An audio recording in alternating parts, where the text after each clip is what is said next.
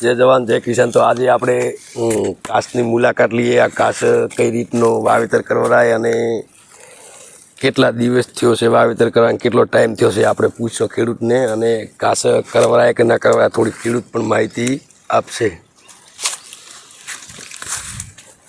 તો થોડીક ઘાસ વિશે માહિતી આપણને કયો ઘાસ છે આ નેપિયર ઘાસ કહેવાય। નેપિયર ઘાસ ઢોરો માટે સારું આવે। 2021ની સાલમાં આ નેપિયર ઘાસ કરેલું હોય।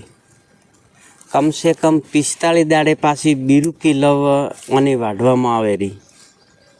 બરાબર। તો હવે આનામાં આ ઘાસ તો તમે વાયો એ વાત સાચી છે, તો આમાં ઘાસમાં કયો કયો ફાયદો, માલને ફાયદો થાય છે સારવાથી, દૂધમાં બીજે?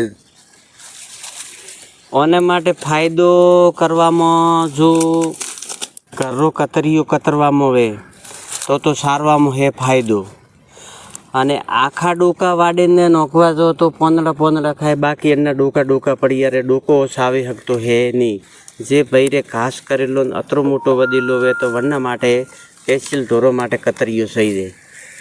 બરાબર। તો તમે આના અંદર ખાલી ઓનલી ફોર સોણિયું ખાતર નાખો છો કે કોઈ એરિયા બેરિયા આપો છો? એરિયા બીજો કશો નહીં, સોણિયું ખાતર પહેલાં દીધું હે, પછી અમુક પાળામાં થોડો સોણિયું ખાતર એમ ઓળામાં વિખરેલો હે આસો। બાકી યુરિયા કે કોઈ બીજો ખાતર કે બીજું અણમે કોઈ નહીં। તો દાખલા તરીકે આપણે બીજા કદાચ ખેડૂતને આ ઘાસનું વાવેતર કરવું હોય તો કેવું રહે? તો સારામાં સારું રહે। હવે આ કરેલો હે અને લગભગ આ 5મી સાલ હે, તો સારા માટે હવે રેડો આવે છે। કોઈ પાછળથી આવવામાં તકલીફ કે બીજી કશું નહીં। અંદાજે આ ઘાસ ચલો દાખલા તરીકે તમે વાઢી લીધો અને પાછળથી કેટલા દિવસથી તૈયાર થઈ જાય ઘાસ? ઓ કમસે કમ 45 દાડોમાં તૈયાર વેપરો પાછો। બરાબર। તો અંદાજે આ ઘાસ કેટલો ઊંચો વધે? ઓ કમસે કમ જો પાણી ને ખાતર સોણિયો ને ટેસબંધ જમીન હેરતી વે તો કમસે કમ 15 ફૂટ ની હાઈટ વધારે તો વધારે હે, પણ કમસે કમ 15 ફૂટ જેડી હાઈટ વે।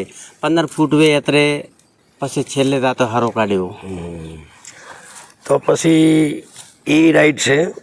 અને એને કતરિયામાં કતરવાનું તમે ચાલુ કરો તો એમાં એક બીજો ફાયદો કંઈ ખરો કે દાખલા તરીકે આપણે હુકી સારના ડોકા ઘેર પડ્યા હોય અને હોળ કરીને કતરો તો એમ ફાયદો કોઈ ખરો? આમાં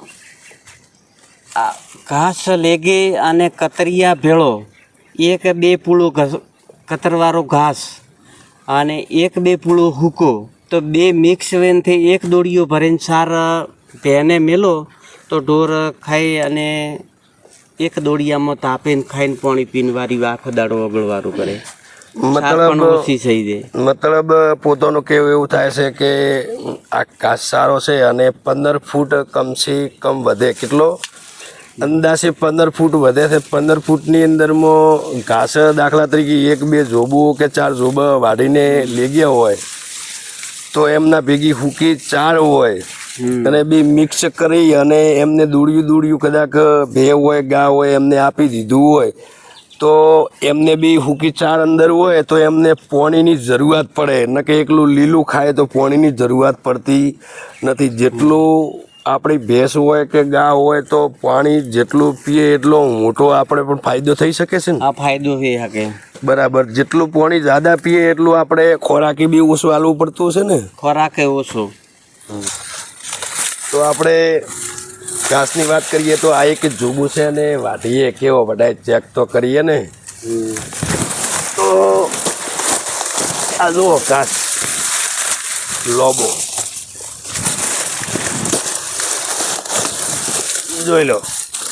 અને મારી બી ખેડૂતને વિનંતી છે કે આપણે ઘાસ વવરાય કોઈ નહીં તો 2 પાઠા તો કરવરાય, ઘણા ના કરો ને તો 2 પાઠા કરવરાય। હવે આપણે આ એક જ જોબું વાઢી અને બતાવીએ એની સાર કેટલી નીકળે છે। આ એક જ છે થળિયું, હજી આ ઘસવાતી નથી વઢાતો, સસકો શોર્ટ ન પડે ભાઈ।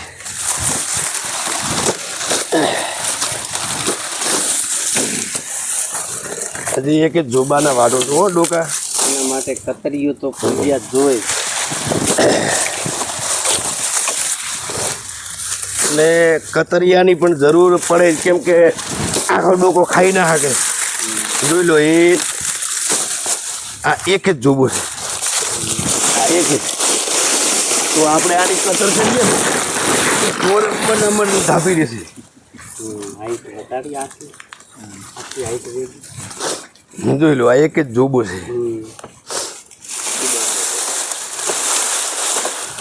તો આને ડોકો જોઈ લો.